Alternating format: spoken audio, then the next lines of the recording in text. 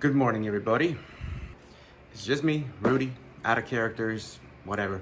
So you already know that gonna be some changes, but in a good way. I kind of renamed the pool for an official thing, but I named it MEEP, MEEEP, and that's a nod to my daughter who made up the word a couple years back, and she says MEEP a lot, but I thought it was funny. It's gonna stand for major, and then spelled out N, so EN, FEFF, LPL, Major NFL Pool.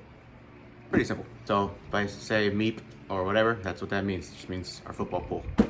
Mission statement: to provide the best side entertainment and fun, create camaraderie, build friendships, strengthen bonds, make memories that last forever, and make a little cash on the side. Today's objective: to continue giving the best possible service and entertainment of any football pool in existence, and I hope I've achieved that. I know my videos and all these extra things that I do in general are on my own accord. You guys didn't ask for it, but I know y'all appreciate it, so I appreciate you appreciating it. I've been mentioning the quest for most wins for a few weeks now.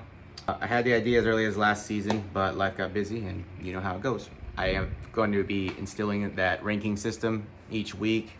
I have already comprised of the ranks up to week 5, so as of today, but after the long thread of texts and going back and forth, we're gonna just start from scratch. So we'll just make it simple. Start as of today, week 6, moving forward, that's the rest of the way. The whole point of the quest for most wins is quite literal. At the end of the regular season, the player that has the most accumulative wins throughout the season wins. Makes sense. This is why it's important to play each week to maximize the quality or the quantity of wins. This doesn't mean it's automatic, because when I did these past 5 weeks, there was someone that missed a game or two, but the person that had played less weeks had more wins just because they had more wins on each game. So it doesn't necessarily mean you're out, but it does usually mean that it increases your chances to have more wins. What do you win? Well, we kind of went over that in the thread. Each winner moving forward of the pot will donate $5 of their winnings toward this end of the season pot. However, I wanted people to get breathing room, so we're gonna start the rankings this week. So whoever wins today's pot or this weekend's pot will be basically the last that won't have to donate anything. But again, it's for a great cause and it's for winning more money. So the ranking system will start today, week 6, and then starting next week, week 7, that winner will donate the first $5. The winner of the pot will be known as a victory. So yeah, I think you might have seen them already on the spreadsheets. It's a little asterisk. If you have a victory, you're gonna have an asterisk. If it's a split pot, it still counts as a victory point. It doesn't count as a half a victory point or whatever. Straight up, you won. That's fair. The contribution aspect, someone in the split pot scenario, please just one of you guys pick it, because I don't want to do the 250, 166, 166, because the whole point of it is I'm only going to have a victory winner, a pot winner, donate $5 just one time. So in the event that there's a split, please pick one person to pay the 5 out of theirs. And same thing, even if you split, but if you paid that time and then you won another time, then you don't have to pay. But if you split and the other person paid their part and then you won again, then you would have to pay that time.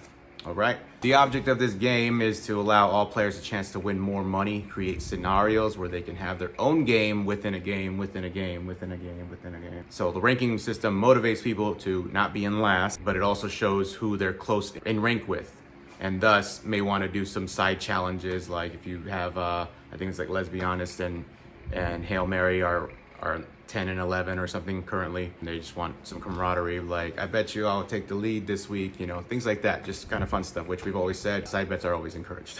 That also goes with any clean sheet bounties that LC or myself will offer just out of our own thing. We'd love more participation, If Kirchu wants to be like, you know what, hey, I'll donate $10 if anybody can give, or I'll pay for someone's sheet. It doesn't have to be big, it doesn't have to be 25, it doesn't have to be $50, just I'll pay for someone's sheet if they get a clean sheet this week.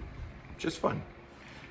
Oh, this is important too. You have to pay for each sheet.